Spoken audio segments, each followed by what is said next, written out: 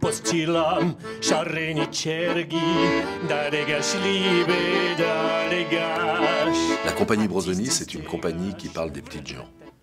C'est une compagnie qui s'attache à parler des personnes qu'on n'entend pas, des personnes qui ne parlent pas, des personnes qui sont silencieuses, non pas parce qu'elles n'ont rien à dire, mais parce qu'on n'accorde aucun intérêt à leurs paroles. La première fois, nous avons travaillé sur un texte de Tennessee Williams qui avait une extrêmement très belle phrase à l'intérieur de ce texte qui disait que rien de ce qui vit ne peut être petit. On ne sait jamais qui, dans la difficulté, va nous tendre la main et va nous aider à nous sauver.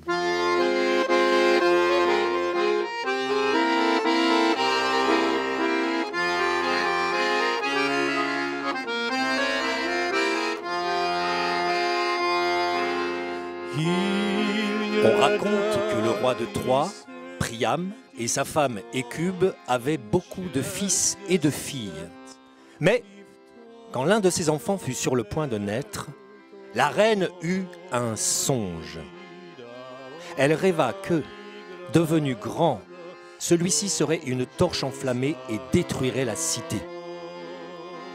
En ce temps-là, on croyait fortement au songe. Aussi, quand un beau petit garçon leur arriva, le père et la mère, affligés, décidèrent de l'abandonner sur les pentes du mont Ida, une montagne voisine, afin de sauver, par sa mort, la ville qu'ils aimaient. Ils confièrent la tâche à un berger.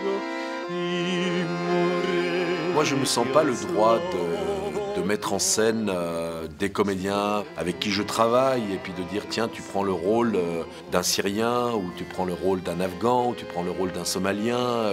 Par contre, je trouve qu'il y a des textes et on voit que ces histoires, elles existent depuis des milliers d'années puisque Homère, dans l'Iliade, raconte les massacres des gens, les peuples qui fuient, l'extermination. Et là, par contre, je me sens le devoir d'honorer ces gens à travers ces grandes écritures. Je me sens capable d'être vrai, de demander à l'acteur d'être profond et vrai, mais pas de jouer sur une identité, de porter l'identité de quelqu'un qui existe aujourd'hui.